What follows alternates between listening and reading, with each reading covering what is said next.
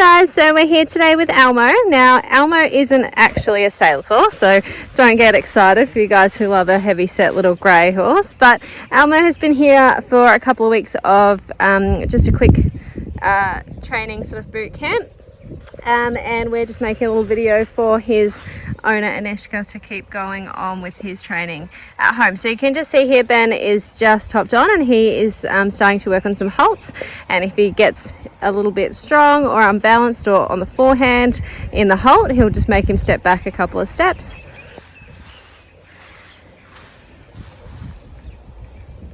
Good. We have some new stuff set up on the arena today, and Elmo can be a little bit looky, so he's just showing him all the things as well. Good. And before we trot Ben, let's just change his flexion a little bit. We want to really encourage, Elmo can get a little bit anxious at times, which we find sometimes the Clyde crosses can be a little bit that way. But he actually, he wants to be nice and soft in the contact, which is really good.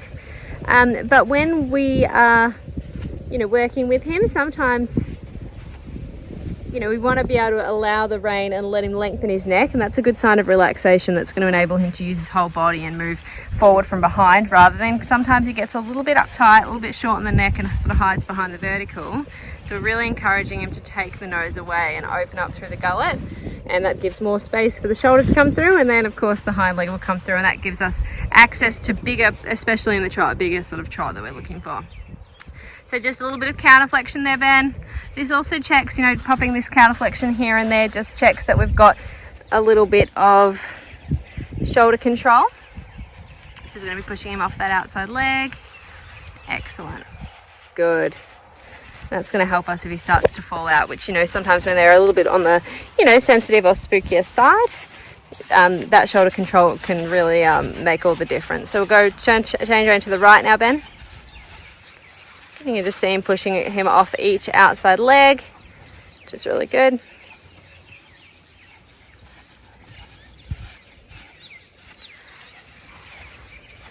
Good, and now he actually looks really straight through that outside shoulder there, so that's good, but we're going to just change the flexion a little bit more to the inside. So a little inside rein vibrate. We're going to lift that inside rein up a touch so that we can really specifically target the flexion. Now you can see that while we're correcting this bend, he gets a little bit extra round. Sometimes we're going to just have to choose. It's going to be hard for us to ask him to be really open, stretching, and flexing and bending, when he's learning. So if he gets a little bit too round in that moment, that's okay. Yeah, and you can just see that he's not quite flexing enough. So Ben's going to just turn and make the circle a bit smaller and see if he can unlock a little bit more right flexion. Now remember, guys, the flexion is going to be up near the the jaw. If he had a throat lash on right now, that's kind of the area we're looking at, but because he's got the micculum, it's that area where the throat lash should be there. And then that enables Ben to get the right leg on, which we want to keep fairly far forward. We don't want that right leg to slip too far back, because that's going to then start yielding his hindquarters around. Good, and we'll just change rein through the center here, Ben, and go forward to trot on the left. That looks like really good bend. And all this stuff, the more mentally and physically engaged he can be simultaneously, the the more he's going to stay with us when he gets a little worried, and he's going to learn to trust the rider a little bit more in in uncertain sort of circumstances. So these are where we want to have him focus on the inside, so not looking around to the outside too much. Good. And and concentrating physically, using his body. That's where the horse is going to start to become more submissive. Okay, so we're going to start off here with a little bit more left flexion. So we're going to even have a little extra left flexion. So Ben, you can bring that left hand up a little bit, and then left flexion, and move him off the left leg. And we're going to allow the hands forward and let him reach for that trot a little bit more. Yep. And then we're going to keep just using that left leg to keep pushing him around. Yeah, good. And that's going to help us get that bigger trot. So as Ben pushes him off the inside leg, a bit more trot, little flexion. Yeah, there. And then hands forward. So you can see that when he creates the good flexion and bend, it gives access. The left hind starts to step under his body, and it kind of comes into a new alignment. He's going through a bit of a spooky gap here. That's good. There's jumpers on the wall and everything. So it was a bit of a test. Good, allow hands forward. So every time Ben gets a good quality step across and feels like he creates that beginning of inside leg to outside rein connection, then he's able to push the trot further. You know, if he didn't have that and he was just short and tight and he asked for a lot of, you know, forward, he wouldn't get forward, he would get fast, speed, tight, which is not how we want to teach this horse to go. We want him to go, that's it, keep allowing, and we can keep pushing, because as he's giving like that, that's it, we can keep asking for more and more. And then if we hit an area where he gets a bit tight or short, then we know we need to come back, get him to relax through his, you know, bend through his ribs, relax over the back and stretch and reach, and then try again. So this is really good, you know, after these 2 weeks of training. You know, at the start it was hard to get him to take, I guess we wanted him to take bigger steps, a little bit more. I reckon there's one more gear in there that we can access. Yep, little left flex. So we want to really correct it through the flexion. So we want to have that.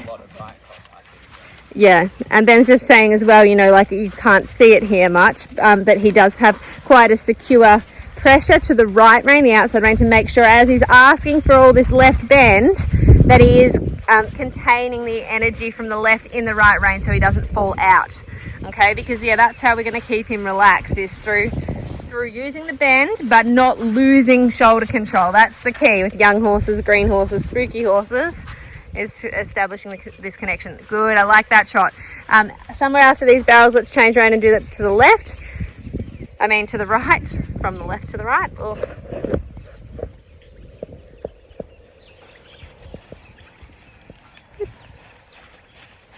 So we know that you know, every horse is going to be a little bit one-sided.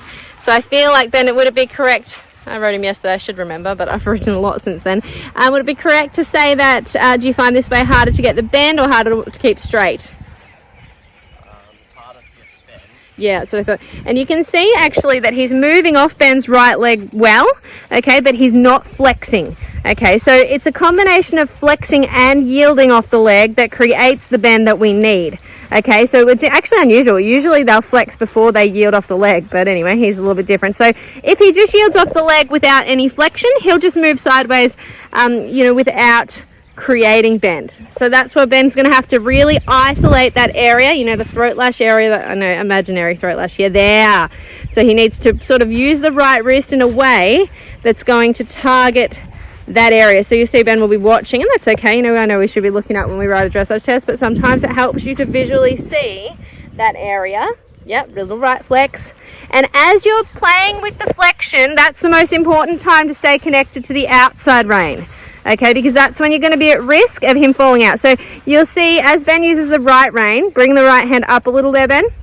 As he uses that, if he let go of the outside rein, we can probably almost show you that, you can see, yeah, see he falls out straight away. And that's not what we want either. So that's not flexion, that's neck bend. And it's really important that we make that distinction at this early stage. So we need to keep the outside rein pressure and isolate the flexion. That looks better.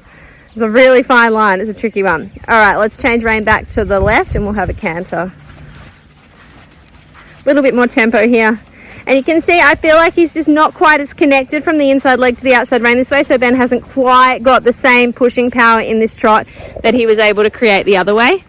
We also probably didn't, we got to jump him and stuff as well, so we probably didn't spend as much time on that right now. And yeah, so now we'll see if we can push that trot on a little bit. Now, he can be a little sensitive in the canter transition. So the more forward Ben will have him here, the easier and more accessible it is. The more he's desensitized him to the leg, so it's really comfortable with, you know, rubbing your leg all over his side. And the really important thing is that we want to be soft in the canter transition, okay, which can be hard when you're if you're a little worried about him taking off. We just want it to become canter. That's it, outside leg, especially for the first one, good. And then we can sharpen it up. We'll probably do a couple of those transitions. So yeah, we're gonna just let Ben get good. Yeah. That's it, a little bit more leg now, leg. He kind of goes from being sensitive to the leg to then dropping behind the leg, go leg. So it's about getting that right balance that's, you know, kind of pushing him a little bit, but it's not going to, you know, freak him out too much. A bit more canter. He actually has a really nice canter. This is the better canter going left. Yep, staying connected, left leg. He actually has quite a nice little bit of bend. Like him to make his neck a little longer, so when Ben creates a little bit more flexion and yield, he might be able to give him a bit more space and cover some more ground. There, good, we like that canter. But he is straighter this way. The other way, he's a little bit harder to pick up the right lead. He kind of tends to pick up this left lead. Good, and then we're going to push him across, come to trot. We're going to do one more canter transition this way.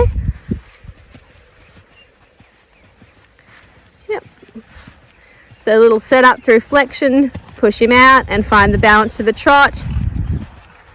So it's all about the preparation. It's not necessarily about, and making sure he doesn't drop behind the leg after the trot. You should be able to access a really good quality trot after a canter with this guy because he sort of starts to breathe. You can see him blowing there a little bit, all good signs of submission. Push that trot, push that trot. Yeah, nice. Okay, when you're ready, let's pop to canter, and now then we'll be a little bit more confident to push that canter transition a little bit more there. Whereas the first one, just these sensitive climbing types, we like to, I don't know, we tiptoe around the first one a little bit sometimes just to keep them confident and keep them trusting of us. They can easily get a little bit cautious if you kind of come in too strong. So now as, he would make more transitions, he starts to get a little bit more bossy and I expect a little bit more. Good. And you can see that straight away he went up to more canter, it's covering the ground, it's more in front of the leg, he's using more leg, each time, which is really good. When you're ready, preparing for the downward one, so we're going to have our left flexion, pushing off the left leg, little bounce to the right rein, good, and keep the trot, keep pumping that trot up there now, a little bit more trot, there we go, there we go. Good. So when Ben came down from the canter there, that trot's really good. And sometimes you have to kind of push their buttons a little bit with that. He felt that he dropped behind the leg. So he kind of gave him, after being quite bossy in the canter, he obviously felt like he needed, a little bit of extra leg. And Elmo did get a little bit of a fright to the leg. So they're those moments that we want to be making sure that then we don't get tight. We kind of get him established again before we go to canter. We were going to go the other way, but we might just do one more short canter this way after that little spook at the leg. Nice upward transition. And sometimes they'll get a fright like that off the leg if they are still a little behind the leg. It's a really fine balance. Sometimes you think that you've got them in front, but they're just not quite there. So then you come in a little stronger, sharper, and you get a little bit of an overreaction. So yeah, ultimately, we want him to, it's kind of like you want to desensitize them to the leg and then you have to resensitize them as they start to trust you and become more relaxed. Good, and when you're ready, Ben, let's come forward to trot. And so he's going to be hoping he can keep the rhythm without that little bit of extra energy. And it's not just the rhythm, it's the stride length. See how Elmo's really opening up compared to how he was at the start? That's where we really want to be with him. All right, change rein. Yeah, and you would have just seen Ben giving and retaking the reins there a little bit. That's what, we want to feel like. He'll maintain his rhythm, he'll maintain his posture without us keeping a really strong pressure all the time. We want to keep a consistent contact, but we don't want to have that in order to keep his rhythm. Yeah, he should maintain his own rhythm, and that self-carriage will be reflected in the self-carriage we're looking for. We'll be able to see that when we soften the reins, that he doesn't drop onto the forehand. He should stay in balance. So then just going to make sure he's got the straightness, keep that right rein up. There we go. So now this canter transition can be a little hard to pick up. So when you're ready, Ben, we'll start. Make sure you've got him straight. But this is definitely probably his hardest thing at the moment. He does tend to pick up the left one and can get a little bit spooky. Oh, super. Now that was a bit of clever positioning from Ben. So here I am telling you guys, when I was riding him yesterday, it took me probably 2 or 3 goes. But yeah, you can see that he just sort of straightened him enough, but then he did create a little bit better. And he, as I said, in the trot, keep carrying that right hand, there we go. As I said, in the trot, he's not properly connected yet from the inside leg to outside rein. He goes between, he'll kind of give you bend or he'll give you straightness. He doesn't quite give it all to you at once like he does on the other rein yet. One more lap and then we better start jumping, otherwise this is going to go forever and you guys are going to be bored. Good, keep covering that ground. We're going to take his neck a little over to so it's like we want to take his neck towards the outside by keeping the outside rein pressure, using the outside leg to help steer him around this turn a little. Then we want to carry the right hand a little higher to isolate the flexion, and then your right leg comes on to motivate the right hind. There we go. Super. And now thinking straightness. So this way we'll be bringing him off the left rein a little bit, straightening the neck as we prepare for trot. So pushing him in towards me. I'm on the inside of the circle, obviously.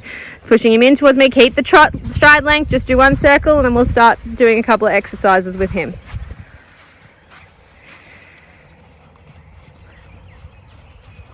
Good. And then forward to walk.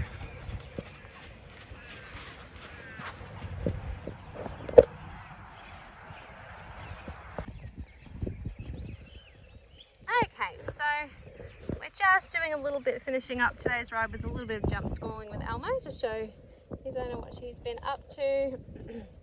Popping through the barrels there. He has been a little spoopy, so it's good to see him popping all these with confidence. Got a nice little apex over here. Beautiful. Nice, lots of fill out here today, so lots for him to look at. There's quite a tight turn to the right, which is this tougher line to turn. So as you can see there, Ben just got a little deep because he is falling out just a touch there, so he'll try and straighten him as he comes around here.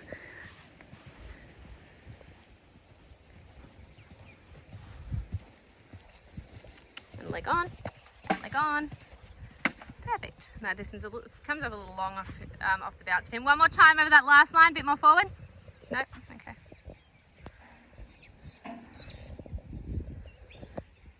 And it's hard to keep him forward enough because, yeah, just see that little bit of falling out through the shoulder. Outside leg. You can just see him leaning on that outside leg a little. We need to bring him over. And leg. And leg. Better. Super. That was really good. So yeah, Elmo's popping around over, I don't know, they're probably about 70 centimetres, I would say.